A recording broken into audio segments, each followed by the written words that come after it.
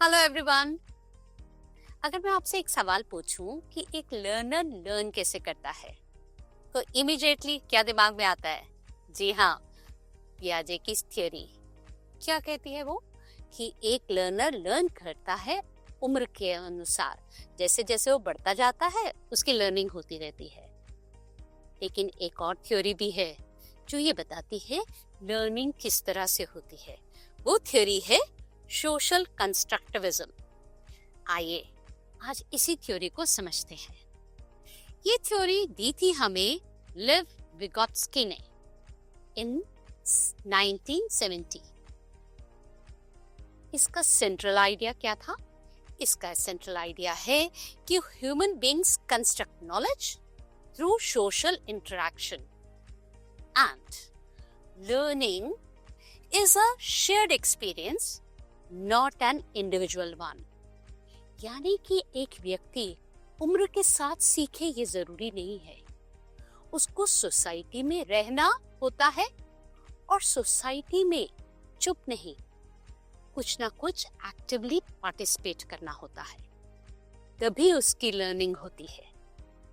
इस बात को हम समझेंगे अगर हम इसके प्रिंसिपल्स को ध्यान से समझ गए।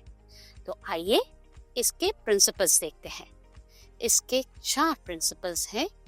पहला, learners learn in their own unique way. The second principle is learning is an active process. Third, learning is a social process. Fourth, learning is contextual. आइए इन्हीं प्रिंसिपल्स को एक एक करके समझते हैं। तो सबसे पहला प्रिंसिपल है आपका learners learn in their own unique way. Is it true? हर बच्चा अपने तरीके से सीखता है क्या? जरा रिकॉल करें, एक क्लासरूम, एक टीचर और 30 students. The teacher is teaching mathematics. वो एक ही तरीके से सभी बच्चों को पढ़ा रहे हैं, लेकिन क्या सभी बच्चे उस बात को उतनी ही गहराई से, उतनी ही डेप्थ से उस क्वेश्चन के आंसर को समझ पा रहे हैं? ऐसा तो नहीं होता ना। सबकी लर्निंग अलग अलग होती है, सबकी समझ अलग बनती है। ऐसा क्यों हो रहा है? क्योंकि हर लर्नर एक कोई ना कोई प्रीवियस नॉलेज के साथ क्लासरूम में बैठा है।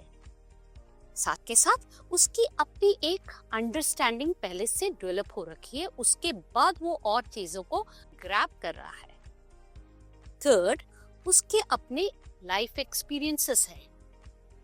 और चौथा, उसके अपने बिलीफ सिस्टम है।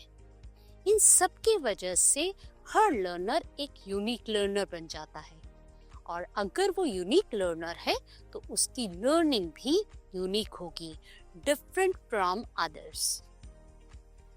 The second principle says that, जैसा कि हम देख सकते हैं, learning is an active process. इसका क्या मतलब है? Learner needs to engage in the world.